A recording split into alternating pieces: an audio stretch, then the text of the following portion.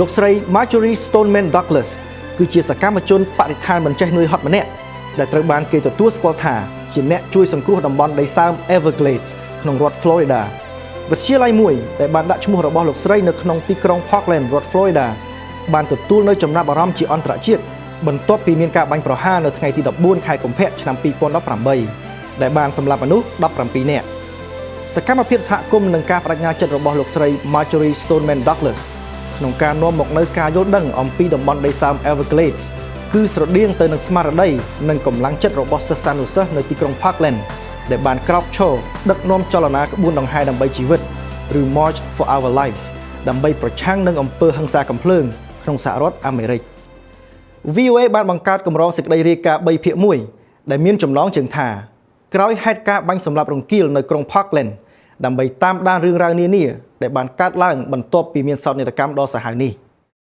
នៅក្នុងភាគទី3ដែលជាភាគបញ្ចប់យើងពិនិត្យមើលកេរដំណែលរបស់លោកស្រី Marjory Stoneman Douglas អ្នកស្រី Beth Mendelson នៃ VOA រាយការណ៍ពីទីក្រុង Parkland រដ្ឋ Florida ហើយខ្ញុំបាទចាប់ចត្រាជូនសេចក្តីប្រែសម្រួលដូចតទៅ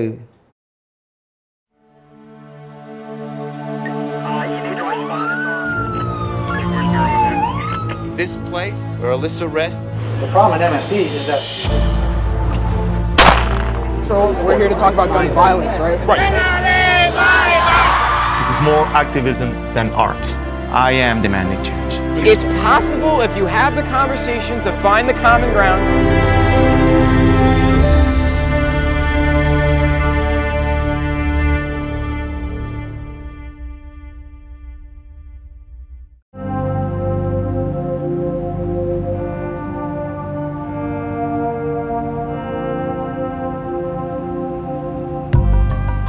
That's actually the quote that's on the fence that covers the building that the shooting occurred.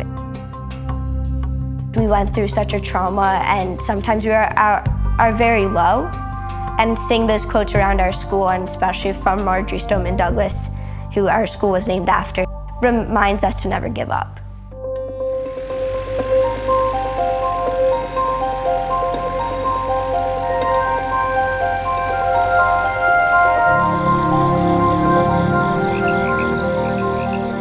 Marjory Stoneman Douglas is a great example of the change that one person can have. She was instrumental in making sure that the Everglades was a protected area that became a national park and to stop the encroachment of development. She almost single-handedly saved the Everglades. When I came down in 1915, nobody had ever written about the Everglades except those very few pamphlets that I found. Nobody knew anything about it. Marjory Stoneman Douglas was a little 4'8" Spitfire. She was basically a writer. Her father owned the Miami Herald. She called her dad and her dad said, "Get on the train and come to Florida." And that sparked her big interest in the Everglades. I love the whole Florida thing, the South Florida thing.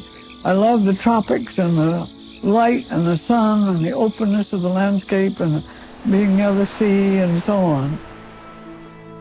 Well, she gets her start out of nepotism. You know, her father hired her for the Miami Herald, and she starts to take over a society page, talking about the little intricacies of everything from the women's clubs to if there's a new bridge being opened, etc. Later on, she actually goes to Europe.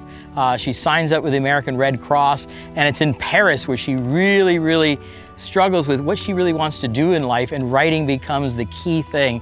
Above anything, she wants to be a writer. Marjory was well known for trying to save the Everglades, but earlier in her life with women's suffrage, she would take the train to Tallahassee time and time again, and it was about getting the right for women to vote.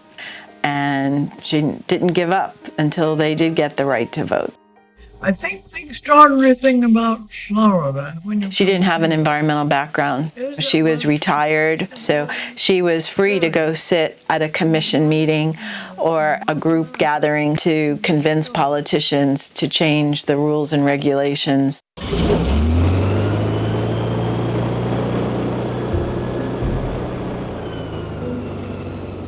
Marjory Stoneman Douglas writes about the light in the Everglades and the light in Florida, and she was very moved by it. She came from a very tough early beginning, and the light was very key in her life. And she also talks very poetically in how it hit everything from the sawgrass to the flaps of the birds. So light was very key in her prose. When I take groups out in the Everglades, I actually remember Marjory Stoneman Douglas's, one of her famous lines was that we are never, ever finished with learning. Marjory was so good at the science that she actually sometimes knew more than some of the politicians and had to actually school them. That was actually her gift. She used to her advantage this kind of older grandmotherly figure that a lot of politicians like to placate. She would snap them right out and say, I'm not here to play games. I don't care what you think about me. Let's get to what we're here to really, really talk about. I don't believe in compromise. You only compromise from weakness. If you're winning, you don't have to compromise. The people who are losing are the ones who compromise. It's really interesting when Harry Truman came down to inaugurate the park. I'm sure Marjory Stoneman Douglas was smiling. There were lots of people that came together that really struggled to create this park. It took 20 years to protect the park, and Marjory was there from the very beginning. Marjory Stoneman Douglas was bestowed with the highest honor, the Presidential Medal of Freedom. Marjory certainly deserved receiving that award. To receive the Medal of Freedom Award at 103 years old, and President Clinton called Marjory the grandmother of the Everglades. But I think that she passed it on to the next generation, that we still had a lot of work to be done. Fight for your lives before it's someone else's job.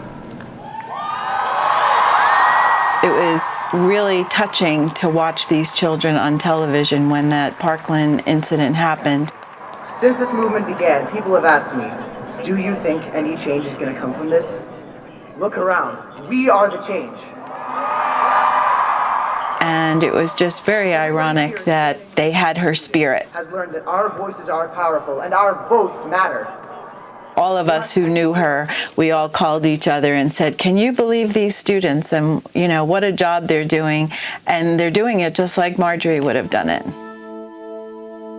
Just like Marjory Stoneman Douglas paved the way for us as a woman, as an activist, as a compassionate human being who led from her heart and who wasn't motivated by ego or power or money. She was motivated by doing what's right. And I see the same thing in these students. They're taking a stand and they're saying that we care about the world and we care about humanity. She went on to live to be 108, and up until, I want to say, the day she died, she was still talking about saving the Everglades. You got to stick with it. You got to see it through. You got to be tough.